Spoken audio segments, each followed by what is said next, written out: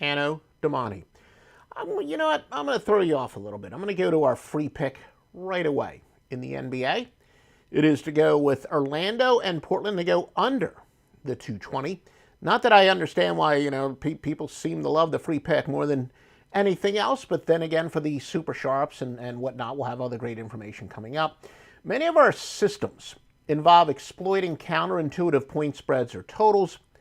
Now, sundry massive syndicates and whales, they've got similar betting formulas and a half-point difference in the parameters that we enter our computer systems, not to mention slight variances in the sportsbook quote-unquote current line can be a difference between when a system is triggered and it is not. And there can be variances. Like I said, maybe their system is triggered and our similar one with similar but not completely exact same parameters might not be triggered, or vice versa. Anyway, so thus, just as a result of the way these dynamics work, every now and then a whale syndicate could wind up essentially steaming into our parameters and turning something that's not quite a system into a system. If you follow what I'm saying, if you don't, it's kind of okay, because that's why you pay me the big bucks to follow this type of stuff. Anyway, this is the case here, and chasing steam does conflict with our power ratings and other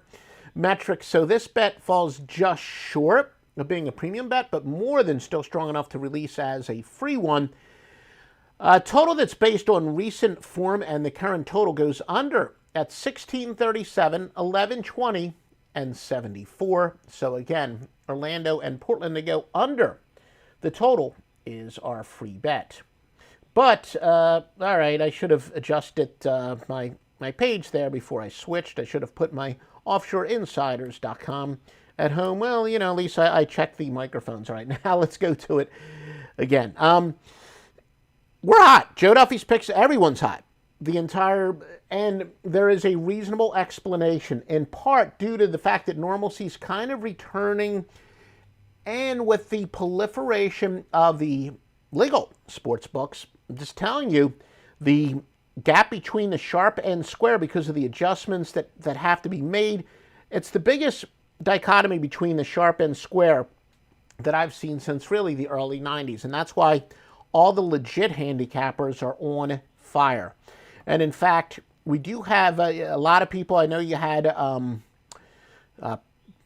packages that expired on Super Bowl Sunday, and especially if you used an inferior site, you're definitely looking to begin the rest of your gambling life. So we got a great special where you're going to get a bunch of free plays on a 100-day pass, no matter which handicap you get. It's at offshoreinsiders.com. All right, why don't we now go to your biggest public moves, contrarian stuff. When it comes to NBA totals, not a lot really. In terms of percentage of bets, which is the number one criterion for the contrarian bettor, Portland is really the strongest. It's 63%.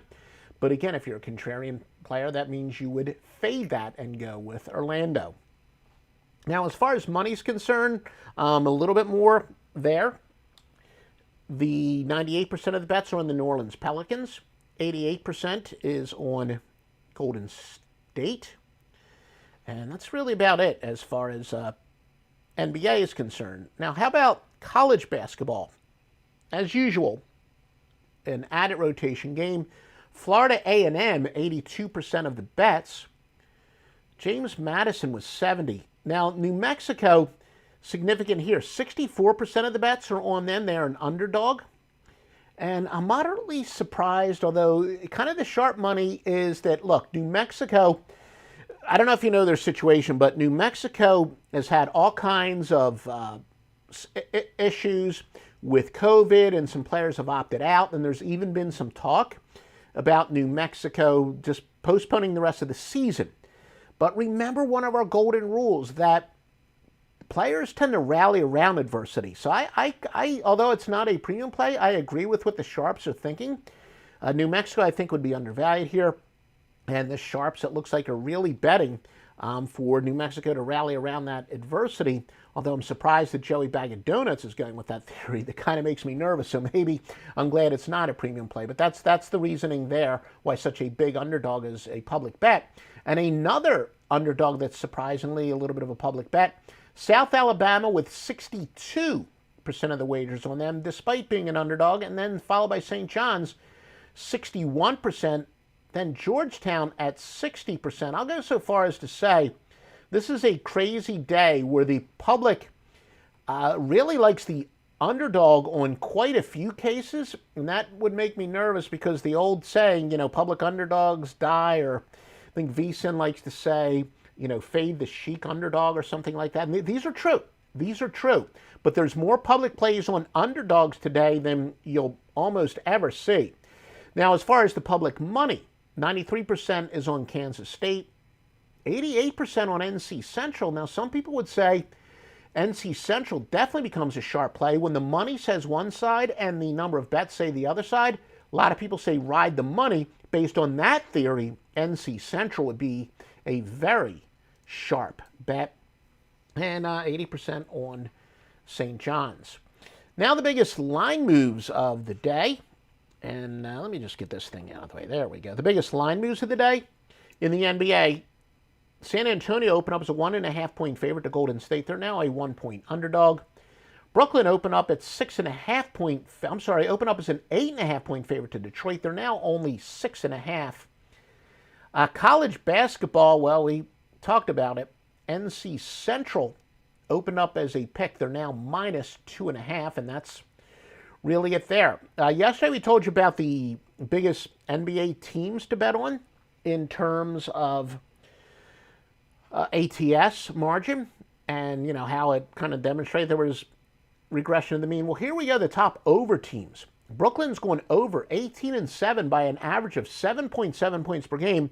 I understand Brooklyn's added some firepower. And again, these rankings are based on the margin they cover by. They go over or under by, is the case here. Denver goes over 17-6 by an average of 5.7 points per game. Milwaukee over 14-9 by 4.3. They're the only three teams that go over by an average of at least 4 points per game. A little bit more as far as the unders concerned. New York is going under at a 17-8 rate, -6.7 points per game. So in other words, they go under by 6.7. Atlanta's going under 16-7, going under by an average of 5.4 points per game. Houston also 15-7, under by an average of 4.6. Lakers under 17-8, going under by an average of 4.4. And that would be about it as far as the sharp intel is concerned and the top over under teams. But remember, please follow us on Twitter. And I know a lot of you are watching us on Periscope, so you're probably following us on Twitter. But if you're not, it's at Offshore Insider. Yeah, I really wish that Twitter would have given us one more character. It's Offshore Insider without an S, although our website is Offshore Insiders. And make sure you visit offshoreinsiders.com for the best vetted sports books and more. Offshoreinsiders.com.